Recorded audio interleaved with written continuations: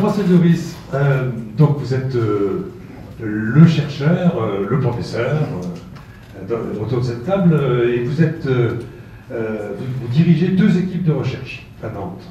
Alors, expliquez-nous donc sur quoi elles travaillent, parce que si je le dis, ça va quand même vous priver de temps de parole. En fait, donc, je suis dans un laboratoire qui s'appelle l'IETR, qui est un laboratoire qui est à la fois sur Rennes et sur Nantes. Donc sur Nantes, c'est très nouveau, puisqu'on a intégré l'IETR, la partie nantaise a intégré l'IETR depuis janvier simplement. Donc, donc c'est une équipe donc, qui comprend à peu près 150 chercheurs sur l'ensemble des deux sites, et qui travaille. Alors le site, c'est Institut d'électronique et de télécommunications. C'est resté de Rennes, même s'il y a des gens de Nantes qui travaillent dans ce domaine-là. C'est une équipe multisite qui est également multitutelle, puisque c'est l'Université de Rennes, Supélec à Rennes, l'INSA et puis l'Université de Nantes également. Donc en fait, on travaille essentiellement sur l'optimisation des systèmes de télécommunication. Alors on travaille plutôt sur la couche physique, puisqu'on est plutôt des électroniciens en fait, on n'est pas des informaticiens. Enfin, il y en a un petit peu dans le laboratoire, il n'y en a pas beaucoup. Donc on travaille plutôt sur la couche physique. Mais ils vous servent quand même pas mal, vos informaticiens. Les informaticiens sont toujours très utiles. Oui, et surtout parce que vous êtes... il y a un impact énergétique aussi dans toutes ces données que vous transmettez. Oui, bien sûr. Et alors, en fait, on travaille sur l'optimisation des systèmes. Donc, ça peut être à la fois sur les composants, par exemple sur les antennes. Il y a une activité très importante, notamment à Rennes, sur les antennes. Et puis également sur les techniques de transmission. Donc, j'ai mis sur le transparent qui suit, là, peut-être on peut le passer. Bon, des choses que je pense que vous connaissez un petit peu. Oui, des choses que tout le monde connaît un petit peu. En fait, on a assisté depuis très récemment, en fait, j'ai mis 2009, on peut dire 2008, à un trafic donné qui a doublé donc, tous les ans grâce à l'apparition des smartphones dans les systèmes de télécom. Donc c'est très récent en fait, et c'est un accroissement qui est quelque chose d'énorme. Je crois qu'on ne trouve pas dans d'autres domaines. On trouve en électronique, à la loi de Moore, c'est ça aussi. Mais on trouve beaucoup dans les télécoms. Donc un accroissement, le trafic data qui double tous les ans. Donc face à ça, il a fallu trouver des systèmes de transmission nouveaux. Donc vous connaissez tous 2G, 3G, 4G qui va être mis en place. Et lorsqu'on cherche à optimiser en fait ces transmissions, ça veut dire qu'on va faire une optimisation énergétique. Puisque en fait, on va transmettre l'information avec moins d'énergie pour pouvoir transmettre plus d'informations. Sur un circuit, si on fait fonctionner un circuit plus complexe, il faut réduire sa consommation énergétique de manière à faire en sorte qu'il puisse fonctionner sans s'échauffer, etc. Alors, vous travaillez sur des systèmes de communication embarqués. Voilà, des systèmes embarqués. Et des systèmes qui mesurent. Alors, il y a quand même deux aspects, parce que je pense qu'un aspect très important, si on parle d'efficacité énergétique, et si on parle de réseau cellulaire, on ne travaille pas uniquement sur les réseaux cellulaires, mais c'est la consommation de ces réseaux. Puisqu'en fait, on a notamment des stations de base, il y en a partout. On a des systèmes cellulaires, on a des cellules qui deviennent de petites dimensions, puisque le trafic augmentant, il faut augmenter la concentration des cellules. Et donc, en fait, par exemple, sur un système, là, c'est des chiffres, bon, les chiffres, il y a énormément de chiffres, mais c'est les chiffres sur un système cellulaire, donc en Grande-Bretagne, on a une consommation de 50 MW. Et en fait, ce qu'il faut savoir, c'est que la partie station de base, donc les antennes, consomme à peu près 55% de cette puissance. Voilà, donc là il y a une optimisation à faire. Alors ça ne concerne pas complètement, puisque le gros de la consommation, c'est par exemple les systèmes qui vont permettre de refroidir l'électronique dans les stations de base, donc la climatisation. Mais il y a aussi une optimisation à faire au niveau des techniques de transmission. Alors nous on a des thèmes de recherche qui sont par exemple ce qu'on appelle donc, la radio cognitive. Donc on va essayer d'optimiser l'utilisation du spectre, on va essayer d'optimiser les ressources, et en faisant ça, on va faire une optimisation énergétique. Et ça intéresse évidemment beaucoup les propriétaires de ces réseaux cellulaires, parce que réduire la consommation électrique, c'est énormément réduire les coûts de fonctionnement, bien sûr, de ces réseaux. Donc ça, c'est un aspect, c'est l'aspect infrastructure. Et vous parliez donc des systèmes embarqués, donc c'est plutôt l'aspect technique. On se dit, là vous allez favoriser la mobilité, mais pas du tout. Ça c'est les applications. Pas du tout. C'est les applications, ouais. Et juste peut-être un mot quand même. Oui, je vous en prie. On travaille sur également l'efficacité énergétique pour augmenter l'autonomie. Et ça c'est très important. L'autonomie des systèmes, donc un téléphone portable, un terminal, il est nécessaire qu'il soit autonome. il est nécessaire de réduire l'utilisation des piles ou des accumulateurs. Ça va aussi avoir un impact en termes de développement durable, hein, puisque si les accumulateurs, c'est quelque chose qui coûte beaucoup en termes de production. Voilà. Donc on a aussi cette optimisation. Et le travail, en fait, pour les systèmes embarqués, on parlait d'optimisation du logiciel pour la consommation tout à l'heure. Ça, c'est quelque chose que les ingénieurs électroniciens qui font du logiciel embarqué font depuis de nombreuses années. Parce que cette partie optimisation des systèmes embarqués, optimisation de la consommation, c'est vraiment essentiel. Donc ça, c'est quelque chose qui est vraiment actuellement qui est essentiel. Depuis quelques années, c'est essentiel dans ce qu'on fait. Ce qui paraissait intéressant, c'était le paradoxe que relevé en lisant toute la littérature qu'il y a sur le site de vos équipes, c'est que finalement, le paradoxe, c'est que des appareils mobiles, ça réduit la mobilité. C'est-à-dire qu'ils transmettent tout simplement, au lieu de faire des allers-retours entre deux sites, c'est la compréhension basique primaire que j'ai eue de l'histoire, l'appareil mobile, il permet de moins se déplacer. Oui, effectivement, puisqu'on peut avoir, il y a plein d'applications qui vont permettre d'éviter les déplacements, la visioconférence par exemple, je peux parler de ça, éventuellement la visioconférence, donc plein d'applications qui vont permettre de diminuer la mobilité. Il y a aussi des applications nouvelles parce qu'en fait, le fait d'avoir des réseaux un petit peu partout, d'avoir à disposition donc, la possibilité de communiquer, ça permet de faire des transmissions donc, machine à machine, par exemple, de relever des compteurs, on en a parlé un petit peu. Et là, évidemment, ça va permettre, cette technologie va permettre évidemment Et dans tout ça, on va retrouver des systèmes intelligents de réseau, comme il écrivait Jean-Luc Bellet. Hein. Tout à fait. Voilà. Puisque ça vient des télécoms précisément. Voilà, c'est tout à fait. Bon, on va vous retrouver sur un certain nombre d'idées tout à l'heure dans l'échange entre vous, parce qu'il y a quand même des idées qui apparaissent, des startups qui apparaissent, et qui sont porteuses de choses qui font un peu rêver. Frédéric Libaud, vous êtes... bonsoir. Vous êtes expert en technologie de l'information. Tout à fait. Et vous êtes vice-président de la Chambre de l'ingénierie du Conseil de France, branche informatique. Tout à fait. Alors, vous nous présentez comme les autres. Alors là, c'est pas une entreprise, mais c'est un syndicat. Et puis, vous avez l'intention, dans le cadre de ce syndicat, de créer une commission ad hoc pour travailler sur l'informatique durable. Donc, c'est fait. C'est clair. Alors, le syndicat d'abord, et puis après, je vous poursuis de questions sur la commission. Alors, CICF Informatique, aujourd'hui, c'est à peu près 600 adhérents indirects et directs. Des associations comme l'ABDEL sont adhérentes de notre organisation. Donc, je rappelle, l'ABDEL, c'est l'Association française des éditeurs de logiciels.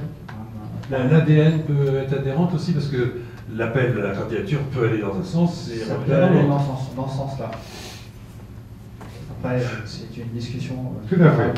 Alors, les adhérents, c'est en général pas que des assos, il y a des entreprises également. C'est des entreprises, il y a des consultants indépendants, qui sont des spécialistes du numérique, des TPE, des entreprises qui sont sur des marchés de niche dans le domaine du numérique, des éditeurs de logiciels, des intégrateurs, et puis aussi des entreprises plus grandes, comme Cegid, qui est un éditeur connu en France.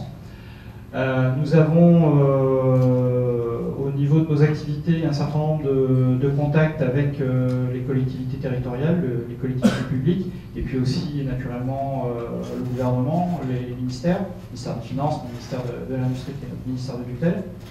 Et puis nous travaillons avec les associations autour de nos différentes problématiques liées au numérique, bien sûr, parce que nous sommes en plein dedans. Alors, à la fois, un syndicat, c'est un levier, un lobby, puis en même temps, c'est un réservoir d'idées. C'est aussi un réservoir d'idées. Donc, nous travaillons sur des sujets comme l'innovation, les nouvelles technologies, le financement des entreprises liées à ces sujets-là, les problématiques de l'emploi, bien sûr, et puis nous travaillons aussi sur le développement durable, le RSE, donc la responsabilité sociale des entreprises, puisque nous sommes directement impliqués dedans, d'autant plus qu'aujourd'hui le numérique, c'est un sujet qui est transverse au niveau sociétal. Donc ça va au-delà de l'entreprise, ça va au-delà de la simple économie financière ou d'énergie, c'est vraiment une problématique sociétale. Ça a maillé la totalité des activités et de la société par conséquent. Donc effectivement, c'est plus que transverse, c'est réseautant. Tout à fait. Alors, vous créez cette commission ad hoc sur l'informatique durable. Qu'est-ce qui fait que cette idée germe dans votre organisation? Eh bien, nous avons un certain nombre d'adhérents qui sont porteurs du sujet, pour ne citer qu'elle, ma collègue Julia Lili de Roche, qui est une spécialiste dans ce sujet-là. En 1999, la fédération a créé une commission fédérale. Le syndicat CICF Informatique existe depuis 2006, donc il va de soi que nous avons créé aussi une telle entité parce que le numérique a une forte connotation environnementale aujourd'hui, de par les aspects Green for IT, mais aussi IT for Green. Nous avons un certain nombre d'acteurs ici qui sont des acteurs du numérique, mais qui sont aussi des acteurs du Green. Donc il va de soi que nous ayons une telle structure en notre sein et qu'on puisse travailler sur ces sujets-là, qu'on puisse défendre les intérêts de nos entreprises, des adhérents, mais aussi les intérêts de l'économie du secteur. Alors, quelles sont les intentions que vous poursuivez exactement? Est-ce qu'il y a des objectifs que vous avez visés ou quel est votre degré de maturité sur la question de que va produire cette commission ad hoc qui vient juste d'être créée au fond? Enfin, c'est récent, bien sûr, mais cela dit, le degré de maturité, il vient des acteurs qui ont cette prise de conscience. Aujourd'hui, on ne peut plus fonctionner tel qu'on a fonctionné pendant des années. C'est pour ça qu'on s'est adossé avec des structures comme France IT, qui est l'association des clusters du numérique en France, qui a développé un label qui est tout à fait adapté aux entreprises du numérique, et entre autres sur le volet responsabilité sociétale, sur les aspects économie d'énergie, consommation, mais aussi promotion d'une politique environnementale. Je prends l'exemple, le covoiturage, par exemple, tout simplement. Donc le label ENR qui en découle, c'est un label qui est adapté à des TPE, des PME, ce qui correspond à 90% des entreprises du secteur, ce qui n'est pas rien. Et puis au niveau fédéral, on a des actions sur le développement durable avec un partenariat avec Actipol, puisqu'on a signé leur manifeste. Donc Actipol est une association nationale qui fait la promotion du télétravail et des centres de coworking. Là-dessus, on ne peut que noter qu'on gagnerait 11,7 millions de tonnes par an de consommation de CO2. Ils vont se prendre des soleillos, là, ceux qui travaillent à domicile. On est bien d'accord. Bon, vous êtes, je suppose, comme la plupart de ceux enfin tous ceux qui sont autour de cette table, en veille permanente sur les aspects techniques. Et alors là, vous allez sur les trois points du trépied, c'est-à-dire l'économique, le social, l'environnemental. Ça semble assez simple dans l'environnemental et l'économique, parce qu'il y a des choses qui se mesurent. Dans le social, c'est plus compliqué. Disons qu'aujourd'hui, dans les grandes entreprises, il y a des moyens techniques, des moyens humains, donc on arrive à mettre en place de la mesure, à mettre en place une véritable stratégie, une véritable politique pour faire du RSE, donc aller au-delà de la simple économie d'énergie. Et je dirais qu'il faut essayer de descendre dans des niveaux les plus bas, donc les TPE, les PME, c'est là où il y a un véritable gain. Chez les artisans, les professions libérales, moi le premier, je fais le maximum que je peux pour essayer de moins polluer au possible. C'est pas évident, mais on y arrive, on peut le faire. Compte tenu du point de vue que vous occupez, on a eu une édition atlanticienne qui était consacrée à la RHAO, ressources humaines assistées par ordinateur. Quel est, à votre connaissance, le degré d'imprégnation informatique de tous ces éléments qu'on va ranger dans le domaine social? Je crois qu'il est lié aux usages. Très honnêtement, c'est plutôt les usages. Oui. Très honnêtement, aujourd'hui, on a une problématique d'usage dans le grand public, au niveau des outils numériques. On le voit bien. Moi, je suis confronté tous les jours, puisque je travaille avec des chefs d'entreprise, des TPE, des PME qui ont des problématiques d'usage de leurs outils informatiques et qui, donc, ne maîtrisant pas ces outils-là, vont avoir du mal ensuite derrière à faire de la bonne gestion, que ce soit sur la RRH, la gestion donc des ressources humaines, mais aussi sur les aspects environnementaux, le commercial, la production. Alors, cette commission dont vous venez de nous parler, du contenu des travaux et des investigations que vous allez mener, vous lui donnez combien de temps pour aboutir à quoi? En fait, l'objectif, c'est de fournir des outils pour nos adhérents qui leur permettent de développer leurs activités, de performer leurs entreprises, de développer de nouvelles activités, de créer des emplois. Ça va au-delà du simple fait de dire, voilà, avec tel moyen, vous pourriez faire tant d'économies. En fait, c'est un vrai réservoir d'idées là, qui est à profit interne. Tout à fait. Et vous avez l'intention de l'extérioriser un petit peu? On a la possibilité d'extérioriser un certain nombre de choses. Juste en faisant rentrer ceux vers lesquels vous voudriez que ça s'extériorise. De toute façon, on est des entrepreneurs. On est donc relativement ouverts, ne serait-ce que pour discuter, pour échanger. On travaille avec un certain nombre de structures qui sont indépendantes de nous. France IT, la première, par exemple, pour le label ENR. Ils sont indépendants de nous et nous, on est indépendants d'eux, mais on travaille ensemble pour essayer de faire évoluer les choses, faire bouger les choses et de faire en sorte que, par exemple, la France, pourquoi pas, demain, devienne le premier pays du Green IT et du IT for Green. Écoutez, c'est tout le mal qu'on nous souhaite, que nous souhaitons à nous-mêmes. Merci. Alors, échangeons maintenant un petit peu les uns les autres. Moi, ce que je retiens quand même, c'est le fait que si on veut que des technologies nous apportent au quotidien et puissent être, on va dire, s'inscrire au quotidien dans nos vies, hein, tout simplement, je pense qu'il faut qu'elles rejoignent deux intérêts, c'est qu'elles nous fassent gagner quelque chose. Alors, ça peut être des soleillos, ça peut être un petit peu de sous aussi. Un peu de sous. Mais qu'elles rencontrent aussi l'adhésion et l'usage de tous, du plus grand nombre. C'est-à-dire que si ça ne correspond pas finalement à nos pratiques au bout du jour, ça va être compliqué. Si on n'est pas avec, effectivement, si l'application n'est pas sur un smartphone qui va nous accompagner partout, peut-être que ça ne va pas rencontrer l'adhésion auprès du grand public, auprès de tous, ou auprès effectivement des organisations qui en ont besoin. Donc je pense que ça c'est important, à la fois l'économique, ou un gain en tout cas, mais l'économique en particulier, avec l'usage. Donc je pense qu'avec ces deux notions-là, je pense qu'on peut rencontrer quelque chose d'intéressant. Ce qu'on pourrait appeler une ergonomie des solutions. Exactement. Donc je pense que des bonnes idées du développement durable peuvent percer, en tout cas avec bien sûr des moyens de télécommunication, de TIC en général. Voilà un petit peu les deux aspects, à mon avis, qui sont importants aujourd'hui à prendre en compte si on veut vraiment que ces TIC aboutissent. Martin Largent.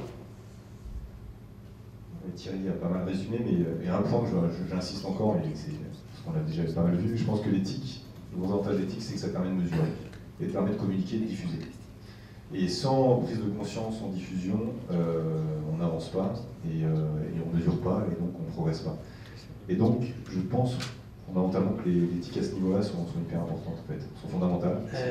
Toujours l'aspect mesure, prise de conscience. Est-ce qu'il ne faut pas aussi une ergonomie de la mesure? C'est-à-dire que, quand je dis ergonomie, il faut que les gens comprennent la nécessité de mesurer. Évidemment, il faut que le message soit clair. C'est pas pour vous fliquer, c'est pas pour, pas pour vous regarder, c'est dans certains cas, parce que dans d'autres, c'est transparent. Mais... Il faut que ça parle à tous. Non, si on veut une prise de conscience du maximum de personnes, il faut que ça parle. Il faut des chiffres qui parlent et qui donnent envie d'agir pour le plus tard. Si on me dit, voilà, finalement, sur la partie, quand je fais du covoiturage, j'économise 1000 € dans l'année parce que je ne prends pas ma voiture et je la partage avec d'autres, ça me parle et je me dis que mon effort que je fais, parce que j'ai un peu moins de liberté, et je l'ai mesuré parce que sinon je ne prends pas conscience, si je ne sais pas, j'ai pas vraiment envie de faire l'effort. Et là je le sais et je me dis, je fais pas ça pour rien. C'est bien, je sais que c'est pour la planète et tout, mais en plus pour mon porte-monnaie, c'est pas mal. Voilà. Nicolas Tronchon, vous qui êtes un créatif, est-ce que vous avez trouvé matière à alimenter votre réactivité en idées là, en fait, c'est une excellente transition puisqu'il parle de covoiturage. Et je reprends des termes qui ont été évoqués tout à l'heure. En fait, alors d'abord, bien évidemment, mesure, ça c'est indéniable. Moi, je pense qu'il faut parler d'usage. Et tu l'as évoqué tout à l'heure. On en parlait tout à l'heure également avec Thierry. Si ça ne rencontre pas l'usage et si ça ne parle pas aux gens qui l'utilisent, ça ne sert à rien. Si je vous dis venez en vélo au boulot et que vous habitez à 10 km de votre job et que vous devez prendre le périphérique, vous me dites un petit rigolo, et vous n'allez jamais le faire. Et c'est ce qui se passe aujourd'hui concrètement. Il ne s'agit pas de vous mettre la pierre sur la tête en disant il faudrait que tu fasses autrement. Ça ne rencontre pas l'usage. Je vais vous donner un exemple pour cette fonction. Moi j'ai besoin de la mesure pour vous faire autrement. Et je vous livre dans l'application que je vous donne un outil pour réaliser vos notes de frais kilométriques. C'est tout bête. À partir du moment où vous allez renseigner ce que vous faites comme trajet, à la fin du mois, vous sortez de manière automatique votre note de frais. Et donc en sortant ce que vous avez fait dans le mois, ben, vous donnez et, la voilà. mesure. Et je donne la mesure du bilan carbone, je donne la mesure de la progression. Et ça, finalement, vous allez utiliser l'application. Et je vous le garantis, parce que je vais vous donner un usage qui va vous servir. Voilà. Donc ça, c'est très pratico-pratique. Malheureusement, et ça c'est la mauvaise nouvelle de la soirée, en tout cas je suis convaincu du sujet, ça passera aussi par la contrainte. C'est-à-dire que ça va être mesure, usage, ça rencontre quelque chose, et puis contrainte. Et voilà, vous voyez avec mes gros sabots, la contrainte pour se déplacer, c'est simple, c'est le pétrole à 3 €, voire à 5 € le litre. Et malheureusement, là c'est la deuxième mauvaise nouvelle, ça ne peut en et de manière assez rapide. Voilà, Il y a une mesure de la longueur de ski pan, René certainement, en fait, tous ces outils qu'on construit, qu'on anime, vont permettre d'accéder à un palliatif à cette situation dans les années qui viennent. Et c'est sûr qu'on travaille sur l'énergie, sur les déplacements, sur un certain nombre de choses. Et c'est finalement ce qui fera qu'on continuera à avoir de la croissance, évidemment. Je m'appelle Nicolas, je suis un petit peu au centre de la table. Mais je pense qu'il faut continuer à avoir un petit peu de croissance autour de tout ça pour arriver à réussir et faire ça de manière saine avec des entreprises qui gagnent. Voilà. Alors, pardonnez-moi, j'arrive. Vous avez beaucoup parlé d'économie qu'on peut faire par les réseaux. Il y a une start-up parisienne qui imagine de décentraliser les data centers sous la forme de radiateurs de maison. C'est-à-dire qu'on a le calculateur, là, qui nous chauffe, parce que ça dégage de la chaleur, et qui en même temps calcule. Ça vous ouvre des perspectives sur un smart grid futur? Non, à vrai dire, ça ne me parle pas vraiment. Ça ne vous parle pas? Je voulais rebondir sur ce que disait oui. Nicolas sur le prix du pétrole. Il y a un homme qui va très prochainement appliquer, donc qui va indexer le prix de l'électricité sur le prix du pétrole. Donc ça va aussi bouleverser notre façon de voir la lumière allumée alors qu'il fait suffisamment jour et la clim allumée pour 21 degrés dehors. Donc effectivement, les contraintes vont arriver très souvent par le portefeuille, hein, enfin en tout cas des chefs d'entreprise, parce que effectivement le prix de l'énergie va être multiplié très rapidement par 2 ou par 3, probablement. Vous nous annoncez la fin du Fiat LuxFit? Et d'autant plus qu'effectivement l'IT est très consommateur, on ne se rend pas compte de ce que ça peut coûter de faire un streaming vidéo sur un smartphone ou même sur téléviseur, hein, sur sa box. Donc là aussi, il y a encore beaucoup de progrès à faire, et je pense que tout le monde ici réuni, on voit très bien quelles sont les pistes qui peuvent être envisagées pour optimiser toutes ces consommations croissantes, en fait, effectivement de l'IT. Merci. Jean-François Duris, moi j'ai un petit gadget à vous sortir pour vous. Il y a une start-up d'Aix-en-Provence qui a inventé un film photovoltaïque qui concentre par 12 le rayonnement solaire et qui permettra sur un téléphone portable de le recharger sans aucun problème en permanence. Et vous êtes aussi, vous, à l'écoute, dans le cadre de ce que vous cherchez, de ce que d'autres chercheurs ont trouvé?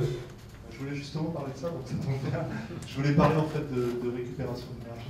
En fait, sur les petits dispositifs qui consomment très peu, en fait, on arrive à les faire consommer très peu, notamment les réfrigérateurs, les choses comme ça. En fait, il y a une piste qui est très intéressante, c'est la récupération d'énergie. Et donc, nous, on travaille un petit peu là-dessus. Il y a vraiment des choses intéressantes. On peut récupérer de l'énergie mécanique, l'énergie photovoltaïque, bien sûr, l'énergie thermique. Et là, il y a vraiment des choses où on peut finalement faire fonctionner des systèmes avec très peu de batterie, en tout cas pas de recharge, et de faire des systèmes communicants, très faible consommation, mais à récupération d'énergie. Est-ce que vous ne pourriez pas travailler avec Nicolas Tronchon? Parce que les gens qui marchent, ils développent de l'énergie, et on récupère. Il y a déjà des choses qui existent. Et les gens qui pédalent, c'est encore pire. Voilà, tout à fait. Mais il y a plein de choses qui existent. Je pense que ça va être un développement très important. Nous allons nous transformer nous-mêmes en centrale de production énergétique. Voilà, mais vous produisez de la chaleur. Bon, il faut manger un petit peu pour la produire. Vous produisez de la chaleur, vous bougez, il y a des mouvements. Vous passez à l'extérieur, vous avez un peu de lumière. La lumière dans une salle, ça suffit. Et à partir du moment où on a des systèmes qui consomment très peu, on va pouvoir réutiliser cette énergie, donc la récupérer, la réutiliser. Donc, faites-nous un peu rêver les uns et les autres. Je vous ai tendu cette histoire de calculateur radiateur. Il faut que vous réagissiez, qu'elle réagisse quand même là-dessus. Parce que est-ce que c'est une idée folle ou est-ce que c'est une idée d'entreprise? Alors, si c'est pas vous, passez la main à qui veut bien répondre là-dessus. En fait, une petite idée dans le scénario que vous décrivez, c'est que d'abord dans tout ça, il faut des modèles économiques. Il faut quelque chose qui paye. Nous, vous l'avez compris, on a un modèle économique un peu atypique, c'est qu'on ne vend pas l'outil, on vend le résultat de l'outil. On fait le big data. On vend le résultat de la data. Et ça, c'est un formidable capteur. Vous l'avez complètement décrit. Nous, ce qu'on vend quand on vend ce type d'outil, c'est le fait de vous traquer, parce qu'on ne vous traque pas, on ne veut pas le faire. Mais toutes les déclarations que vous allez faire sur l'outil... Enfin, on fait votre tracking du déplacement quand même. Non, mais c'est un autre sens. On ne le fait pas pour plein de raisons liées à la liberté individuelle, liées aux données personnelles, et ainsi de suite. Par contre, de manière détournée, on va obtenir des informations de position et des informations de situation. Et c'est le résultat de ces informations qu'on vend. Et finalement, on ne fait rien d'autre que d'échantillonner tout au long de votre parcours des données qui sont finalement un capteur. En disant que vous ne vendez pas l'outil, mais le résultat de l'outil, vous êtes dans le même type de modèle économique que les constructeurs automobiles qui ne vendent pas l'automobile, mais sa location, enfin bon, le résultat. Enfin, qui commencent à s'élancer là-dedans. C'est ça un peu le modèle économique à... Les constructeurs automobiles, il y a longtemps qu'ils l'ont compris, puisque les réparations coûtent beaucoup plus cher que le coût d'acquisition de la voiture. Donc Fiat avait compris en mettant des pneus, je ne sais plus de quelle marque, qui coûtaient beaucoup moins cher que les autres, mais qui s'usaient 2 fois plus vite que les autres. Effectivement, maintenant ils sont obligés de révéler un petit peu le modèle, ils passent dans un modèle de service, ce qu'on appelle le serviciel. Voilà. Malheureusement, on est encore un petit peu câblé à la propriété. C'est-à-dire que si je vous dis demain, c'est plus votre voiture, mais vous la louez, ça marche avec les vélos, quand même.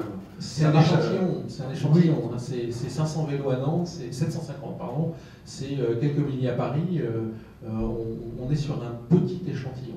Et puis on est sur un petit sentiment de propriété, sur un petit objet en fait, il faut le compenser par d'abord le ludique, le beau, le sympa, le smart. Et à partir du moment où vous faites l'acquisition d'une image et de quelque chose de sympa, et ben vous êtes prêt à faire ce pas. Je vais vous donner un exemple très concret. Moi j'ai fait on va pas dire j'ai viré ma cutie, j'ai changé de modèle. C'est-à-dire j'étais directeur commercial d'une très belle PME nantaise et je suis passé chef d'entreprise à créer une start-up. Et je me suis mélangé avec tout un tas de jeunes geeks. Et on est dans une espèce de plateau de travail, là, ça fourmille dans tous les sens. On est sur l'île de Nantes, là. Je peux vous garantir que si vous posez la question sur les 30 personnes qui sont dans la salle, qui a son permis, vous avez 6, 7, 8 personnes. Ils ont passé trop de temps dans les consoles. Et alors, par contre, quand vous leur demandez combien de téléphones vous avez, ils en ont 2 ou 3 chacun. Ça, c'est très révélateur, c'est que ces gens-là, et c'est mes potes, on travaille tous les jours ensemble, demain, c'est pas eux qui exigeront la propriété d'une voiture. Et donc, je dis pas qu'il faut travailler pour eux demain, je dis que c'est une tendance lourde de passer sur un mode qui est différent de celui qu'on a connu ces 30 dernières années.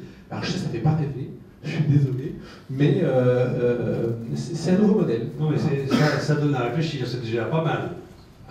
C'est moi qu'on puisse dire. Voilà. Alors, est-ce que vous avez personne ne veut répondre sur un radiateur calculateur? Personne. Par rapport au radiateur calculateur, en fait, on fait déjà des choses comme ça. Il y a déjà la récupération de chaleur. Est-ce qu'on fait des clims avec? C'est ça la question pour l'été quand même. Tu veux remplacer si vous voulez la suite.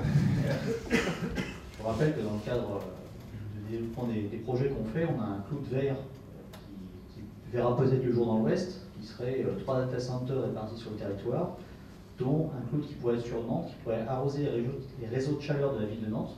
Je me rappelle qu'on a plusieurs kilomètres de réseaux de chaleur qui donne de la chaleur, notamment qui chauffe les HLM sur la ville de Nantes. On doit chauffer à peu près 50 000 personnes aujourd'hui par réseau de chaleur. On pourrait très bien mettre le data center d'Océanet branché sur un réseau de chaleur et ça produirait. Donc la chaudderie, c'est le data center. Une partie. Mais en été. Et ça existe déjà en fait. Il faut que ce soit l'inverse. Dans ce cas-là, on a la clim. Malheureusement, on a la clim. Oui, mais non, mais ça peut être bien. Les pompes à chaleur ne peuvent pas.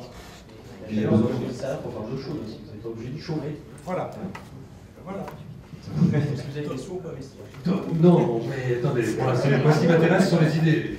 Ces idées-là, elles existent et elles fonctionnent. Et actuellement, on a des modèles économiques. Je suis conscient, il y a un data center dans le coin où il y a des bureaux juste au-dessus. Ça n'a pas été conçu pour récupérer la chaleur parce que le retour sur investissement n'était pas assez rapide. On était sur un truc à 5 ans, ce qui est pas beaucoup quand on regarde la planète, mais qui était trop long pour l'entreprise. Et il faut changer aussi ces modèles-là. Un modèle économique à 5 ans, c'est bien pour l'entreprise privée. Parlez plus fort parce que vous prenez le micro. Les entreprises privées, effectivement, un modèle économique où il faut le retour sur investissement qui soit sur 5 ans. Je travaille sur un bailleur social. Aujourd'hui, dans Habitat, quand on construit un bâtiment, le retour sur investissement, c'est 50 ans. Se faire un data center qui arroserait un réseau de chaleur, si on gagne dans 20 ans, nous, on serait contents. C'est un modèle. Mais il y a que les grands bailleurs sociaux qui peuvent avoir cette échelle de retour sur investissement. Je ne sais pas si vous achetez une maison, combien de temps vous allez l'amortir? Vous, en tant qu'individu. Oui. Non, mais c'est juste que les entreprises doivent modifier un peu leurs indicateurs aussi à ce niveau-là. Mais c'est juste une volonté. Ok, donc c'est pas idiot, ça peut se transformer autrement. Et c'est très opérable assez vite avec des solutions. Il y a plein de solutions.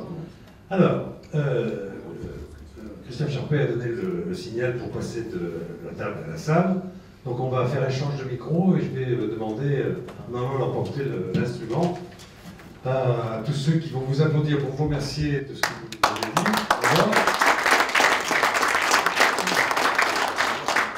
Si vous avez des questions à poser à nos intervenants. On lève la main. Paul. Tu prends le micro là. Oui, puisque tu veux bien me donner. Est-ce qu'il existe des métriques pour évaluer les retours sur investissement? Parce que vous avez parlé, enfin, Martin notamment disait qu'effectivement il y avait des économies à faire. Quand on les mesurait, on les a laissés enfin. Est-ce que vous avez des métriques qui puissent implanter les entreprises? Parce que c'est bien beau d'aller voir un directeur général de lui dire de faire de la RSE et d'être sociétalement exemplaire. Si on attaque au portefeuille, c'est un peu mieux. Les métriques, elles sont assez simples dans mon domaine sur le data center. Je sais combien consomme en moyenne un serveur. Je sais qu'il consomme toute l'année 24 heures sur 24, qui n'est jamais arrêté la plupart du temps. Je multiplie tout ça sur l'année par le prix de l'électricité et j'ai des chiffres comme j'ai cité tout à l'heure d'1,5 million pour voir. Et derrière, je sais que fondamentalement le gain que je peux faire derrière, parce que toutes les étapes, 30-40. À 30-40. Ouais. Et derrière, ça va vite, hein, c'est un métrique assez. Et c'est du cas par cas sur chaque domaine, je pense qu'on peut le faire. Après, il y a d'autres éléments de retour sur investissement que j'affiche pas. Là, je libère des serveurs quand on consolide, on libère d'autres serveurs qu'on peut utiliser pour autre chose. Là, je les paye pas. On peut aussi parler, on n'a pas évoqué ce soir, il y a tout ce qui est certificat d'économie d'énergie, qui peuvent être des moyens de financer des projets. Quand on fait des grosses réductions énergétiques, il y a des projets, il y a des subventions derrière, en fait. Il y a beaucoup d'éléments comme ça, en fait. Mais cas par cas, il y a des fois, malheureusement, on n'a pas de retour sur investissement. Mais ce serait bien de le faire quand même, parce que c'est un retour sur investissement qui est plus long, on va dire. Il faut quand même le poser assez. C'est peut-être un coût qu'on a bloqué, à défaut d'avoir un retour sur investissement. C'est plutôt un coût qu'on a bloqué, exactement. On peut limiter, exactement. Oui, tout à fait. Une réponse, Thierry? Je voulais ajouter par rapport au cas dans Visivert. Moi, ce qui m'intéresse aussi, au-delà de la consommation, qui est une des questions finalement, comment je fais pour moins consommer, ou quels indicateurs et qu'est-ce que ça me rapporte. Il y a aussi le fait de dire si on met en place ce type de solution qui va permettre finalement d'économiser un nombre de serveurs dont j'ai besoin finalement, puisque j'éteins des serveurs, je les réalloque sur d'autres serveurs, enfin c'est une réallocation dynamique de serveurs sur des machines physiques. D'une certaine manière, on va pouvoir, et là c'est aussi un gain environnemental plus important, on va pouvoir finalement ne pas acheter des serveurs parce que finalement je n'en aurai pas besoin au global, en moyenne, sur une année, sur une période. C'est des serveurs qu'on ne va pas acheter. Donc le gain, il n'est pas uniquement sur la consommation, il est également sur les serveurs que je n'aurais pas achetés. Donc il faut voir, et puis au niveau environnemental, aujourd'hui en tout cas, le gain environnemental il est plus important sur les machines qu'on produit, sur le déchet qu'on génère, que sur le gain écologique qu'on a dans le cadre de la consommation. Donc il faut regarder les deux. Parfait. Autre question? Il y a vraiment de l'intérêt des entreprises pour les produits en fin de vie, puisque tu évoquais ça. Hein. Les produits en fin de vie, ça concerne les utilisateurs ou c'est le constructeur? Dans l'informatique, les sujets des 3E, on est bien conscient ici que c'est un sujet, on en parle, mais il n'y a pas vraiment qui avance là-dessus en fait. Dans l'automobile, ils ont fait quand même énormément d'efforts. Dans l'automobile, ils ont beaucoup bougé, il y avait des contraintes aussi un peu législatives, dès qu'il y a du légal derrière, ça bouge. Ce n'est pas un peu plus simple? Le nombre des matériaux... Non, je pense que c'est une question de volonté en fait. On a fait il y a 2 ans une formation avec Thierry dans le groupe Eco-Info du CNRS, justement sur tout ce qui était développement durable, et ils nous ont fait démonter un clavier d'ordinateur. On est censé recycler 80% des pièces. On a fait l'expérience, on a pris le clavier, on l'a démonté, on a été avec un expert, on l'a démonté, on était capable de recycler 5%. Et encore. Et alors il faut savoir que si on les recyclait 5%, c'est d'abord que le clavier il était dans le bon endroit pour être recyclé. Donc il faut imaginer le taux de recyclage derrière. Alors, est-ce qu'il y a des systèmes d'éco-conception qui sont à appliquer là? Oui, il y a pas mal. Justement, il y a des progrès qui sont de plus en plus là-dessus. Il y a des sociétés comme Greenpeace qui labellisent aussi les constructeurs. Par exemple, vous êtes pas mal noté, vous êtes mal noté, et là, justement, l'effet d'image joue beaucoup. Et ils sont obligés de faire des efforts. Il y a surtout les composants un petit peu polluants, ils essaient de les réduire. C'est pas encore parfait. Il y a des sociétés françaises, il y a comme Meta-IT, je ne sais pas si vous connaissez, c'est une société française qui fait... Alors là, ils ont un modèle de rupture complet, à tous les niveaux. Leur PC qu'ils fabriquent, il est à base de coque aluminium parce que c'est recyclable, ils peuvent tout faire. C'est du durable, ils sont sur des serveurs déportés justement pour pas qu'il y ait de climatisation. Et eux, tout ce qu'ils conçoivent, tout est démontable et recyclable et réutilisable pour que ça dure longtemps en fait. Ils sont complètement dans la logique inverse, on parle beaucoup d'obsolescence programmée, notamment dans l'informatique. Eux, c'est je fais des produits pour qu'ils durent longtemps et qu'ils soient facilement réparables. Et on change de beaucoup de modèles. Par exemple, Apple, ok, ils sont très bien, ils sont très ergonomiques et tout, mais si on regarde de l'autre côté, ils ont tout un aspect écologique qui n'est pas vraiment là. C'est quand même les premiers qui ont fait des petits appareils où on ne pouvait pas enlever les piles quand même. Donc là, à ce niveau-là, on est sur de l'obsolescence programmée vraiment très vite.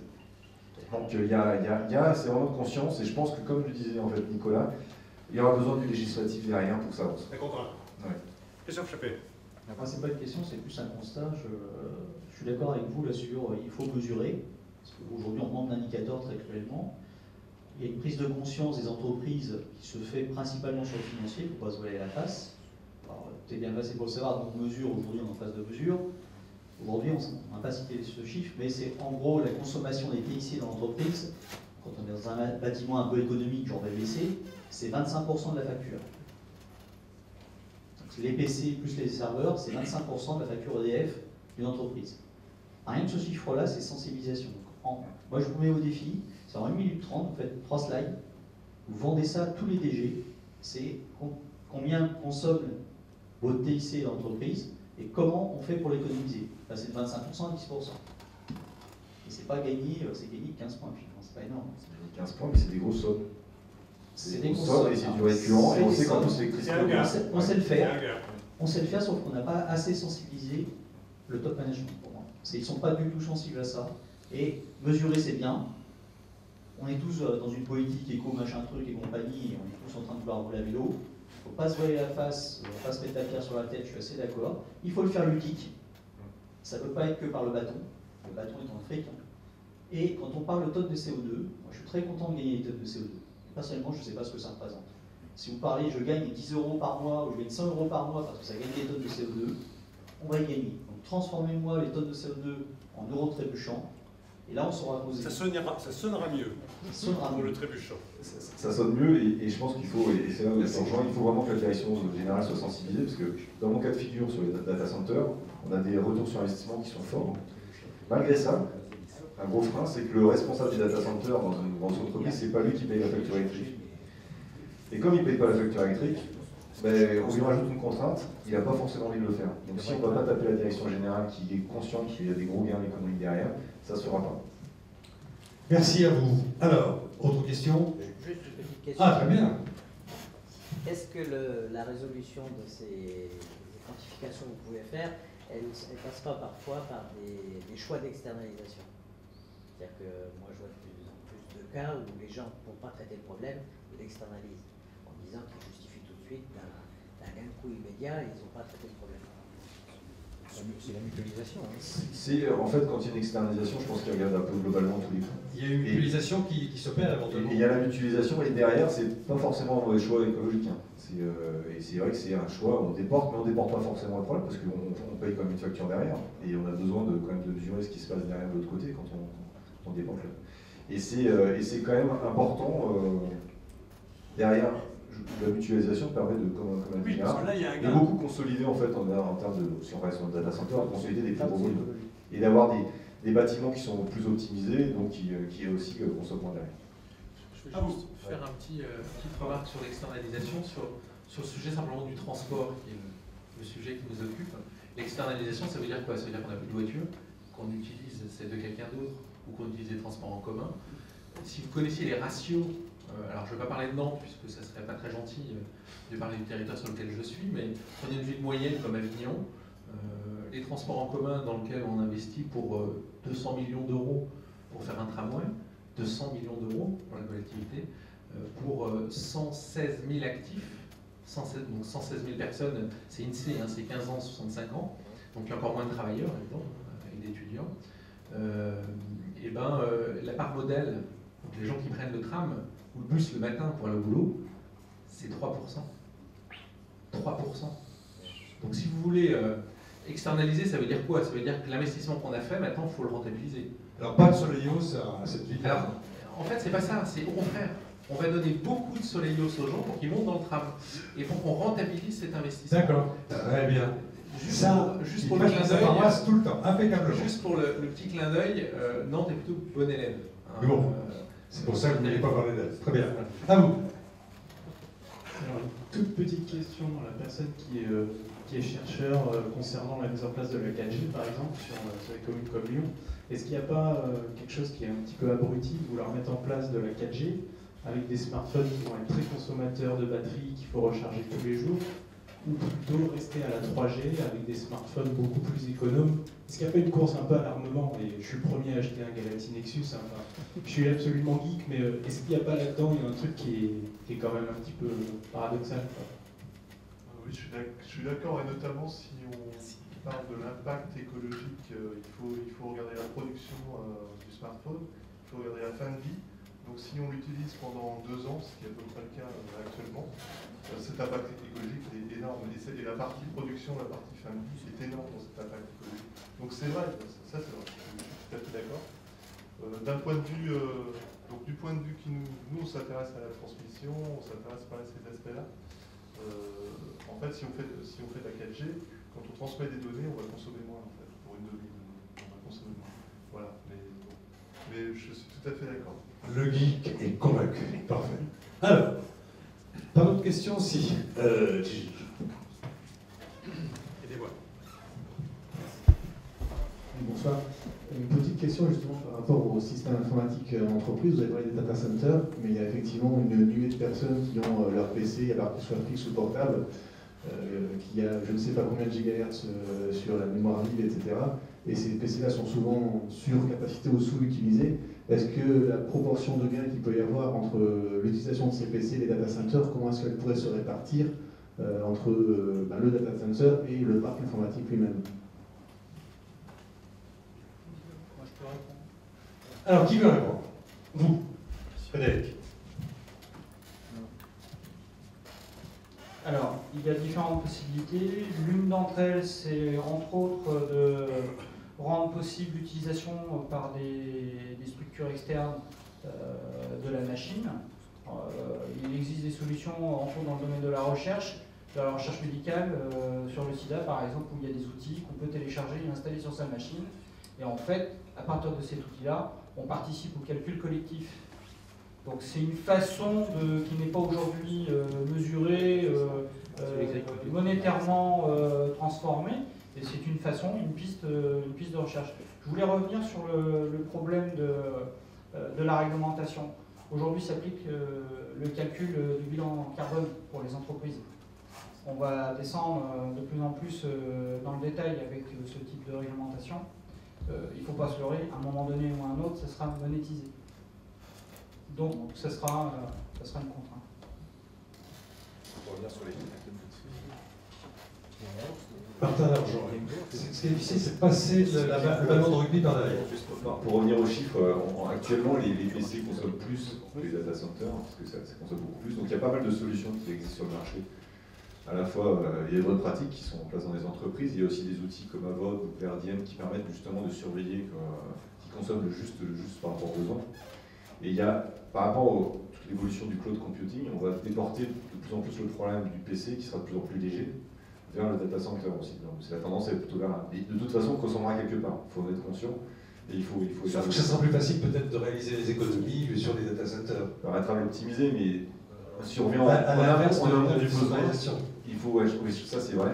Par contre, de toute façon, il faudra toujours revenir à la base. Est-ce qu'on a vraiment besoin de toutes ces données qu'on crée, etc. Il y a toute une génération de données, si on revient à l'amont de tout ça, qu'on produit actuellement parce qu'on n'est pas conscient. Je pense qu'il y a certaines personnes qui utilisent leur smartphone sans arrêt, sont pas conscients que derrière il y a une grosse consommation et que derrière ça a un coût écologique. Et rien que de le dire et d'en prendre conscience, je pense qu'il y aura peut-être, on pourrait être déjà limité par là. Bien.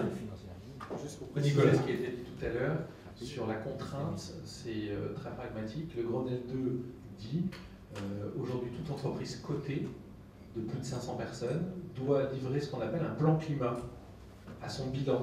Ça, c'est obligatoire. Alors pour le moment, effectivement, il n'y a pas de contrainte. C'est-à-dire que vous n'avez pas une amende. Mais pour vous donner un deuxième exemple, ce qu'on appelle le décret carbone, il vient de paraître. Sa loi, c'était il y a 8 mois qu'elle est parue. Aujourd'hui, toute entreprise de transport doit afficher au droit de ses personnes transportées, donc de ses clients, le bilan carbone de son déplacement. Donc, oui. Oui, mais enfin, un transporteur de personnes, un transporteur de personnes, un taxi, un bus, un tram. Jusqu'à présent, on ne faisait pas de bilan. Un bus qui tourne à 45 litres au 100, avec 3 personnes dedans, on ne faisait pas le bilan carbone. Mais exprimez-le en euros, hein, trouvez le moyen de les exprimer en euros.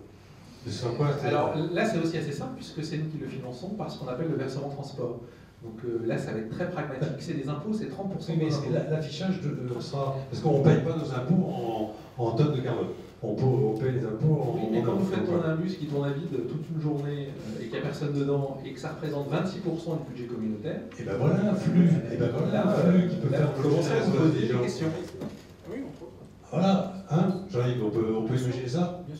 Bon, mesdames et messieurs, celui qui pilote la tour de contrôle me demandait de poser l'avion avant l'heure, parce qu'il y a ce soir une confrontation intitulée des paroles et des actes, et donc il faut que je passe moi à l'acte pour commencer. Si vous voulez continuer à discuter entre vous, ça peut se dérouler de façon très conviviale. Il y a un petit, pardon, c'est derrière, il y a un buffet qui vous attend à boire, à manger et à causer. Merci, vous les applaudissez encore ?